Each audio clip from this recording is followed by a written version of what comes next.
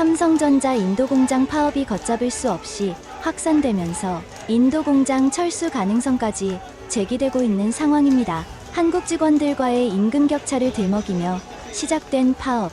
이런 위기 속에서 세계적인 기업, 우리나라의 삼성전자는 어떤 선택을 하게 될까요? 지금부터 삼성 인도공장 노동자의 충격적인 경험담을 들어보겠습니다. 안녕하세요. 저는 인도 챈나이에 사는 24세 안일입니다. 대학에서 전자공학을 전공하면서 저는 세계적인 기업들에 대해 알게 되었고 그 중에서도 삼성에 가장 관심이 갔습니다. 혁신적인 기술과 글로벌한 영향력을 가진 삼성에서 일하는 것이 제 꿈이 되었죠. 졸업 후 엄청난 경쟁률을 뚫고 마침내 삼성전자 챈나이 공장에 입사할 수 있었습니다. 2020년 1월 제가 삼성에 입사했을 때의 기쁨은 이루 말할 수 없었어요. 세계적인 기업에서 일한다는 자부심, 가족들의 자랑스러워하는 눈빛, 그리고 앞으로의 밝은 미래에 대한 기대감으로 가득 찼죠. 월급은 제가 상상했던 것보다 정말로 훨씬 높았고 근무 환경도 최고였습니다. 인도의 다른 회사들과는 질적으로 비교가 되지 않았어요. 깨끗하고 현대적인 시설, 직원 식당에 청결하고 맛있는 음식, 무료 셔틀버스 등 모든 것이 완벽해 보였습니다. 하지만 시간이 지나면서 조금씩 불만이 쌓이기 시작했습니다.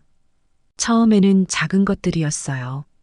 야근을 하는 날이 점점 많아지고 휴일 근무도 늘어났습니다. 하지만 정말 큰 문제는 우리가 받는 월급이 한국 직원들에 비해 턱없이 적다는 걸 알게 됐을 때였습니다. 우연히 한국에서 온 엔지니어와 대화를 나누게 되었는데 그는 친절하게도 자신의 경험을 공유해주곤 했어요. 그 과정에서 한국 직원들의 급여 수준을 이야기해 주었습니다. 물론 생활비를 고려하면 우리의 월급이 적은 건 아니지만 같은 일을 하는데 이렇게 차이가 나는 게 공정한가 하는 의문이 들었습니다. 이 사실을 알게 된 후 저는 다른 동료들과 한국과 인도의 급여 차이에 대해 이야기를 나누기 시작했습니다. 대부분의 동료들도 비슷한 생각을 하고 있었던 것 같아요. 우리는 점심시간이나 퇴근 후에 모여서 이 문제를 가지고 자주 이야기하기 시작했어요. 처음에는 단순한 불만 정도로 그쳤지만 점차 우리의 권리를 주장해야 한다는 목소리가 커지기 시작했습니다. 이때 제 친구 라지브가 중요한 역할을 하게 됩니다. 라지브는 대학 동기인데 노동운동에 관심이 많았던 친구였어요. 그는 정치경제학을 부전공으로 했고 학생 때부터 노동자 권리 운동에 참여해 왔습니다. 라지브는 우리의 처우와 급여 개선을 위해 목소리를 높여야 한다고 주장하기 시작했습니다. 라지브의 열정적인 주장은 결국 많은 동료들의 마음을 움직이기 시작했어요. 그는 우리가 침묵하면 아무것도 변하지 않을 거라고 말했죠.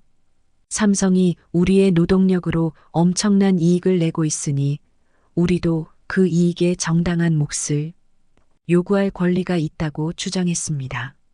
처음에는 주저했지만 점점 그의 주장에 동의하게 되었어요. 우리는 비공식적인 모임을 만들어 정기적으로 만나기 시작했고 점차 다른 부서의 동료들도 합류하기 시작했습니다. 우리는 결국 파업을 시작했습니다. 평소처럼 출근한 우리는 작업장에 들어가는 대신 공장 정문 앞에 모였습니다.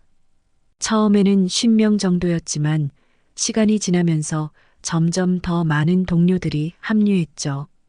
우리의 요구사항은 다음과 같았습니다.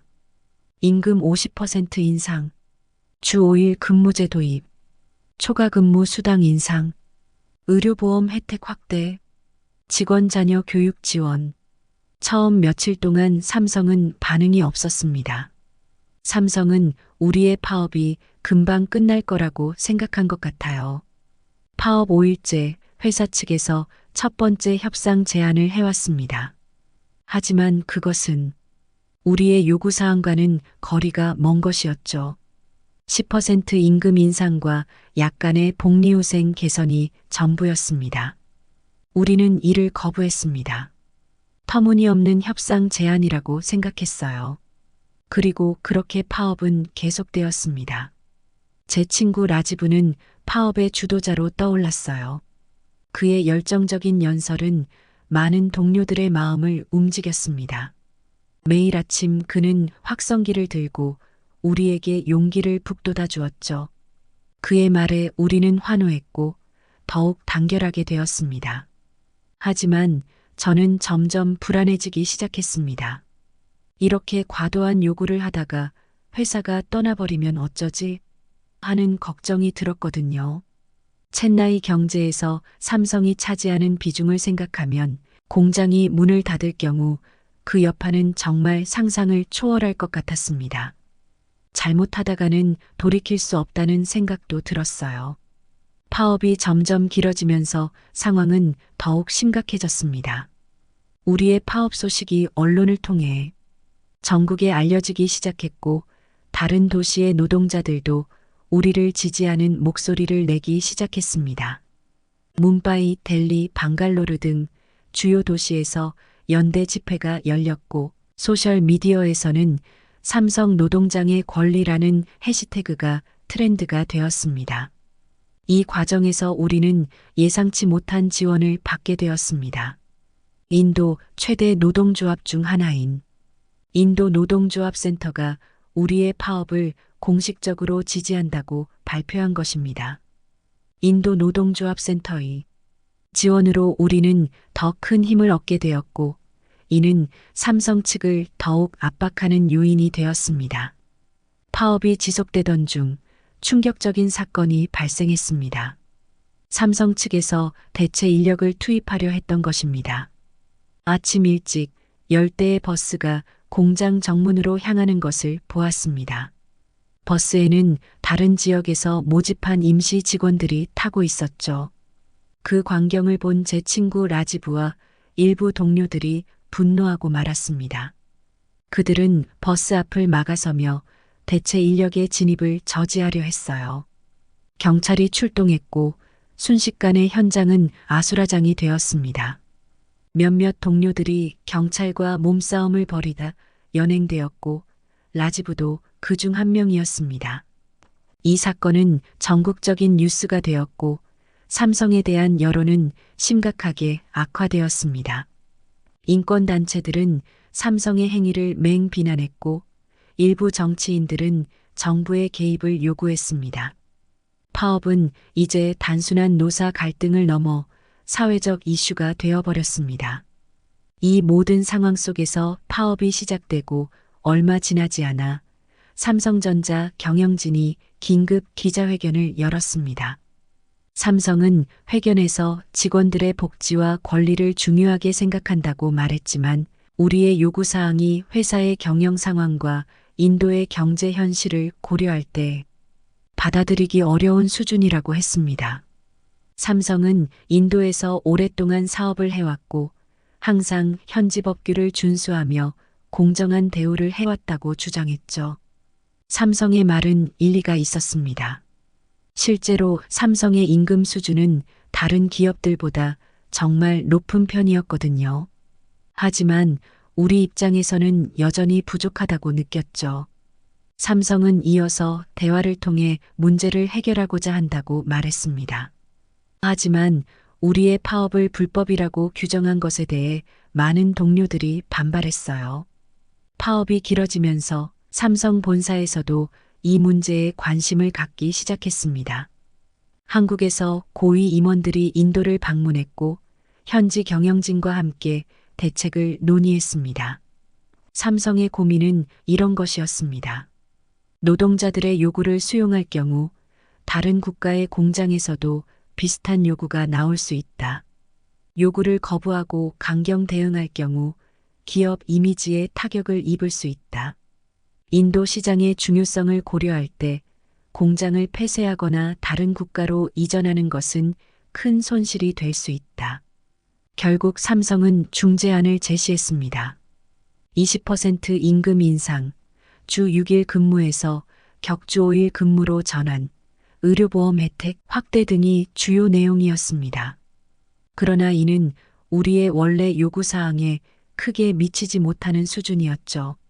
제 친구 라지브와 강경파들은 이 제안을 즉각 거부했습니다. 그들은 우리의 요구사항이 모두 수용될 때까지 싸울 것이라고 선언했어요.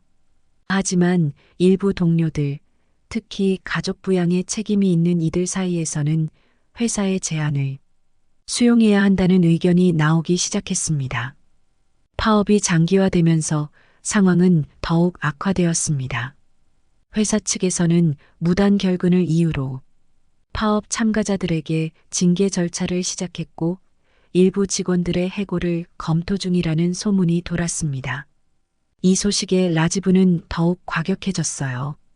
그는 공장 정문 앞에서 천막을 치고 단식 투쟁을 시작했고 일부 동료들도 그에 동참했습니다. 언론에서는 연일 이 소식을 대대적으로 보도했고 삼성에 대한 여론은 더욱 악화되었어요. 한편 인도 정부도 이 사태에 개입하기 시작했습니다. 노동부 장관이 양측 대표와 만나 중재를 시도했지만 합의점을 찾지 못했습니다. 오히려 이 과정에서 정부가 기업의 편을 든다는 의혹이 제기되면서 사태는 더욱 복잡해졌어요. 이런 일들을 직접 경험하면서 저는 깊은 고민에 빠졌습니다. 파업의 정당성에 대해서는 공감했지만 이대로 가다간 모두가 직장을 잃을 것 같았거든요. 게다가 라지브의 과격한 행동은 점점 더 우려스러워졌고 걱정이 되었습니다. 결국 저는 용기를 내어 동료들 앞에서 파업 중단을 제안했어요. 회사의 최근 제안을 수용하고 나머지 요구사항은 점진적으로 개선해 나가자는 내용이었죠. 하지만 라지브와 그의 추종자들은 저를 배신자로 몰아붙였고 저는 동료들 사이에서 완전히 따돌림을 당하고 말았습니다. 파업이 한참 진행되는 도중 상황을 완전히 뒤바꾸는 사건이 발생했습니다. 삼성전자가 인도 정부와 비밀리에 협상을 진행해 왔다는 사실이 언론을 통해 밝혀진 것입니다. 그 내용은 정부가 노사 문제에 개입해 사태를 해결해 달라는 것이었어요. 이 소식은 노동자들 사이에 큰 파장을 일으켰습니다. 일부는 정부와 기업의 유착관계를 비난했지만 다른 이들은 이를 기회로 여겼습니다. 사태가 해결이 되면 더 많은 일자리 창출과 경제 발전을 할 수 있다는 의미였기 때문이었죠. 이 시점에서 인도 총리 나렌드라 모디가 직접 나섰습니다.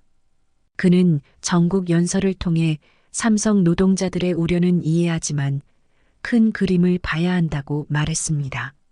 삼성의 투자가 인도 경제에 큰 도움이 될 것이며 노사 양측이 서로 양보하고 타협하여 이 위기를 극복하길 바란다고 했죠.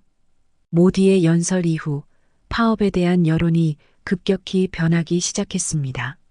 많은 사람들이 이제 파업을 계속하는 것은 국가 경제에 해를 끼치는 행위로 여기기 시작한 것입니다.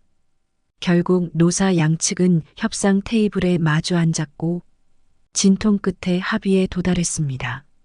우리의 원래 요구사항에는 미치지 못했지만 대부분의 동료들은 이를 수용할 만한 타협안으로 여겼습니다. 그러나 라지브를 비롯한 일부 강경파들은 끝까지 이 합의안에 반대했습니다. 그들은 투쟁은 계속되어야 한다고 주장했지만 더 이상 많은 지지를 받지 못했습니다. 파업은 이렇게 일단락되었지만 그 여파는 오래 지속되었습니다. 삼성은 파업 주동자들에 대한 징계를 진행했고 라지브를 포함한 몇몇 동료들이 해고되었습니다. 저 역시 파업 중단을 주장했다는 이유로 일부 동료들과 불편한 관계가 되었죠. 이번 사건을 통해 저는 많은 것을 배웠습니다.